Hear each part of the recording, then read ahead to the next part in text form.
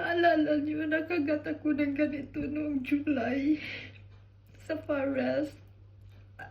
At nagpunta pa nga ako ng hospital in the middle of night, 12 midnight. Ngayon, umepekto na talaga sa akin. Nandito na sa akin lahat ng mga symptoms. Normally, nag-worry na talaga ako nito kahapon. Ngayon, iyak ako ng iyak, kaya kailangan ko talaga ng appointment sa doktor. At tumawag ako ng doktor.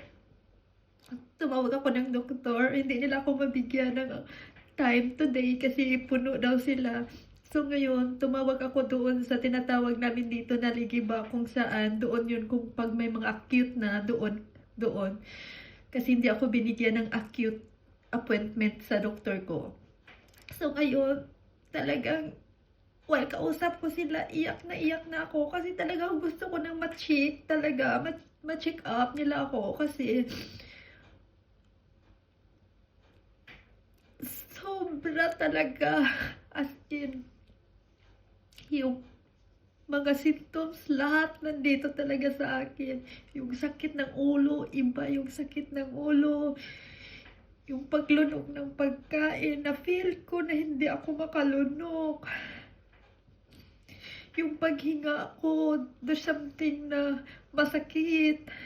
Yung likod ko, sobrang sakit na iwan ko na hindi ko ma-explain.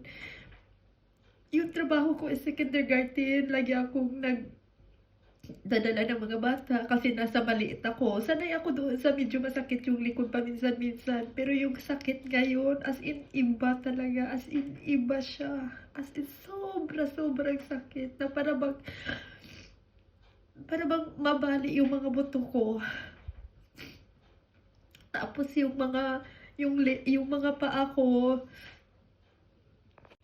yung dito ko, sobrang sakit siya. Sobrang sakit. Ako kasi, nagte-training ako kasi ako pag morning and before matulog. Every morning at before matulog. Mga galaw-galaw lang.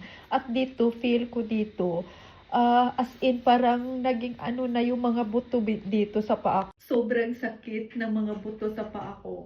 Sobra talaga. Never ko tong na-feel before. Iba yung sakit niya kasi yung sakit niya na para bang mabali yung mga buto ko. Sobra, as in katulad siya ng likod ko. And the worst thing na natatakot ako pag mangyari sa akin yung the worst na na pag hindi na ako makakain kasi dahil doon sa symptoms or magano na yung bibig ko, yung hindi na magalaw, nga mahirapan ka ng kumain, na magkano na lang, yung Bell's palsy, yun po yung kinatatakutan ko. As in, natakot ako kasi meron akong anak.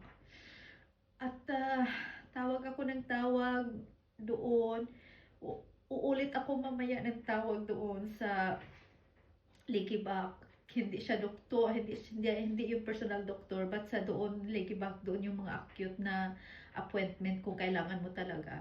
Tatawag ako ulit kasi tumawag ako kanina, hindi ako sinagot. So tatawag ako ulit talaga. Gusto ko talaga ma-check nila ako kasi natatakot ako paano mangyari sa akin. Paano na lang yung anak ko? Parang hindi na ako natatakot sa sarili ko. Natatakot na lang ako paano mangyari sa akin kasi dahil sa anak ko.